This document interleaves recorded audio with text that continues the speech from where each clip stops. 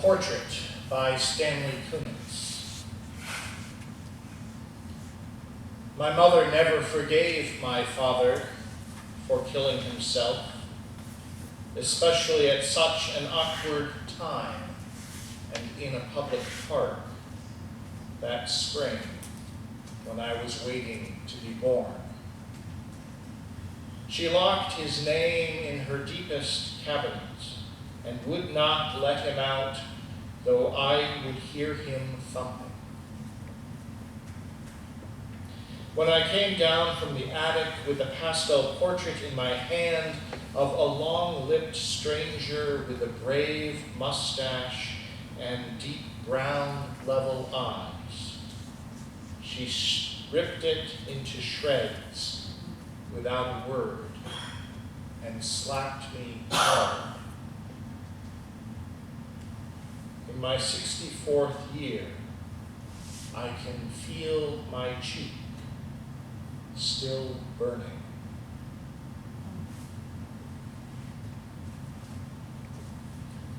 I suspect that most of us, perhaps all of us, still feel the burn of slaps, physical or emotional, from our pasts.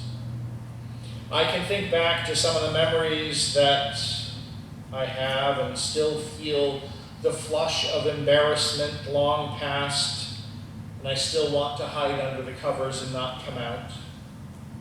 I can think back to fights or breakups long over and still feel guilt or shame for how I handled them, how I treated others.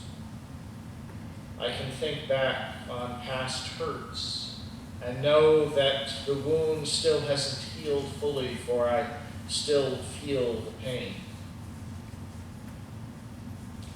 We think that the past is past, but it is still with us.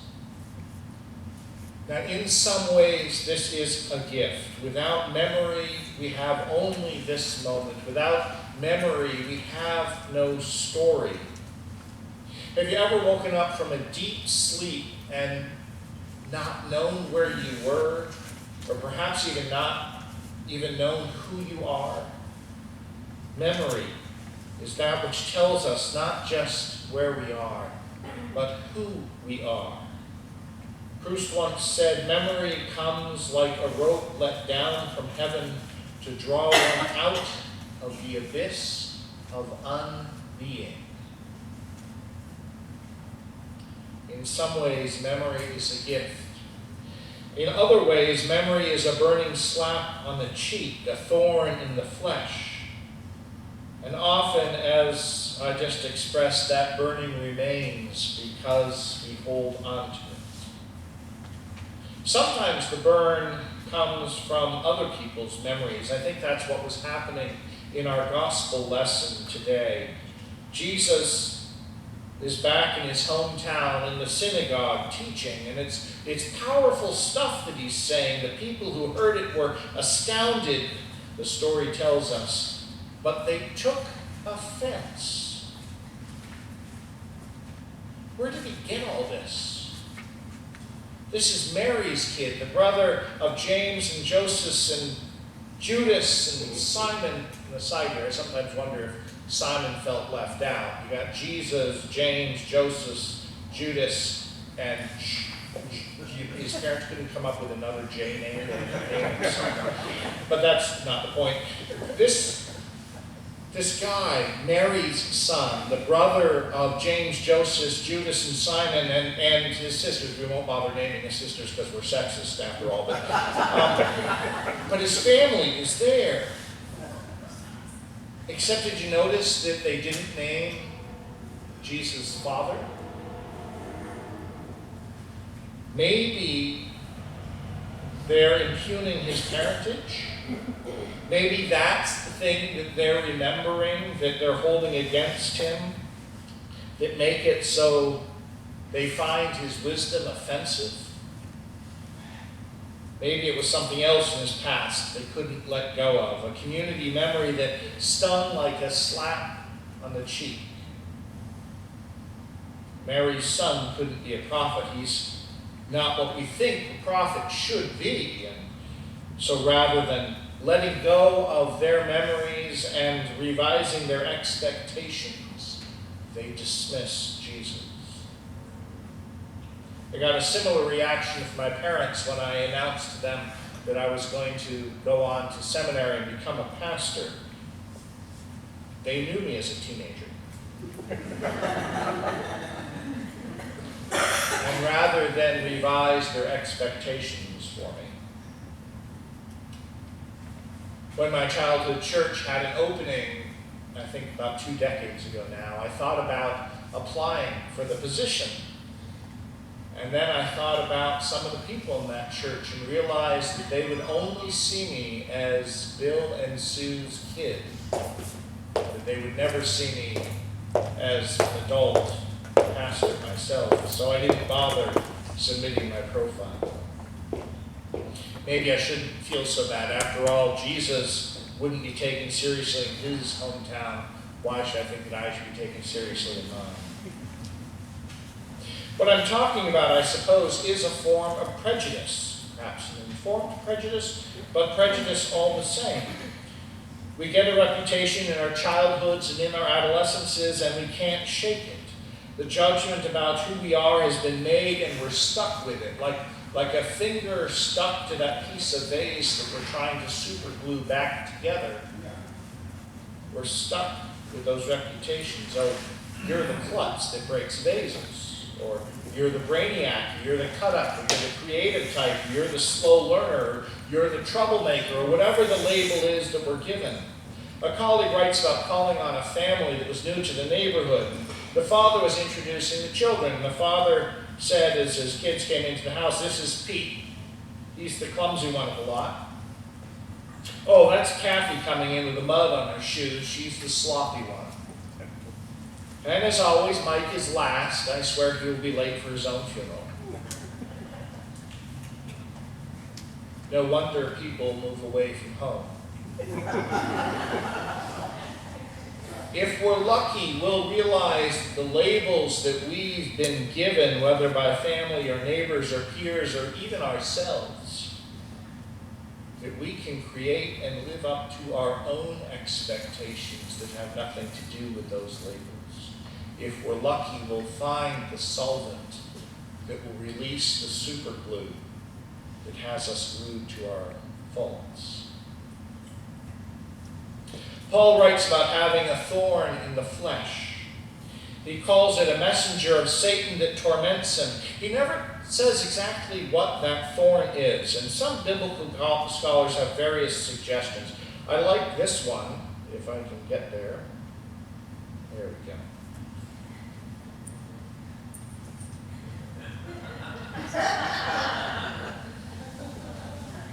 I think more likely it is something of his own making. A slap on the cheek he gave himself, or perhaps he keeps giving himself. It's been suggested that Paul might have been gay, and for whatever reason he thought that to be something he had to deny and resist. I can understand how someone with that point of view might see being gay as a thorn in the flesh. If he thought that being gay was sinful, he would have seen those attractions as coming from Satan and tormenting him. If that was the case, how sad for Paul. He didn't realize that being gay was just as much a gift as being heterosexual. But this thorn in the flesh could just as easily be something else, anything else that he was ashamed of, some guilt he was carrying around. Or it could be some disability that made him feel as if he isn't whole, which again would be sad, for living with a disability doesn't make one unwhole.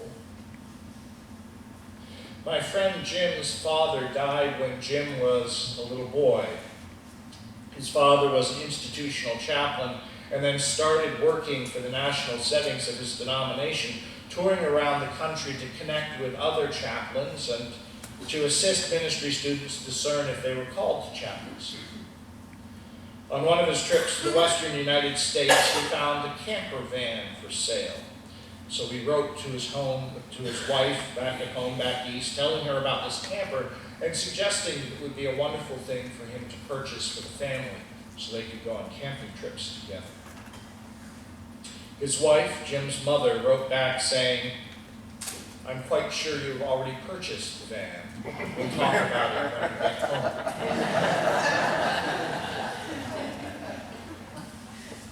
Jim's father started back east, but he never made it home.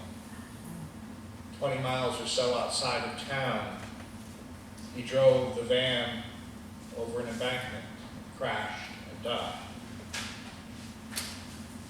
Jim's mother is now in her 90s. She lives in a retirement community and, aside from doctor's appointments, rarely leaves the community. When Jim was visiting recently, she asked him to go to the safe deposit box and to get her rings. She figured, why leave them locked away? Why not wear them here and enjoy them? While Jim was getting the rings from the safe deposit box, he found the bill of sale from the van. 5 decades later, and she still holds on to the bill of sale for the van, locked away with important documents. Locked away. Jim decided to ask his mother about it. She said that she always regretted that her last words to her husband, offered in that last letter that she wrote, were short, even angry. A thorn in her flesh for 5 decades. Why carry that burden for 5 decades? There's a fable about a man who was riding his donkey, and he carried on his shoulders a 100-pound sack of wheat. And as he rode down the street, somebody said to him, "Why not strap that wheat on to the donkey and not carry it on your shoulders?" And he said, "Oh, no, I could never make the donkey carry that weight."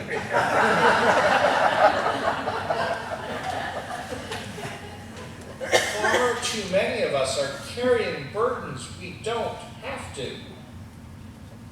Shame typically keeps our burdens on our shoulders when we could lay them down. Shame typically keeps the thorn in our flesh. Shame for the terse words we uttered to a loved one. Shame for some distorted sense of our unwholeness. Shame for something we did or something we failed to do in the past. Shame for something that was done to us. Jim's mother locked away the bill of sale. She locked away that shame and guilt, holding on to it, letting it be a thorn in her flesh. But once the box was unlocked by James, once that wound was revealed, once the guilt was shared, healing could happen. She will never be able to undo the final letter that she sent her husband. She will never be able to change the anger in her final words to this man that she loved. But in sharing her burden, by telling her story and discovering that she is still loved, healing has begun. If this sermon has brought to mind some thorn in your flesh, some shame that you are carrying, accept this invitation. Share it. Find someone to share your burden with. You don't have to carry it alone. Let the fresh air of honesty bring healing to your wounds. And who knows? God may work a second miracle too. You see, sometimes the wounds we carry can actually be vehicles of healing for others. Sometimes it's in our weaknesses that God's glory is revealed. 3 times, Paul says in his letter, 3 times he asked God to relieve him from the torment he suffered. God's response, "My grace is sufficient for you, for power is made perfect in weakness." God's love for us, God loves to use our imperfections, our woundedness, our powerlessness for the healing of the world. In the gospel lesson, Jesus sends his disciples out 2 by 2 into the world to bring healing. He gave them authority over unclean spirits, Mark says.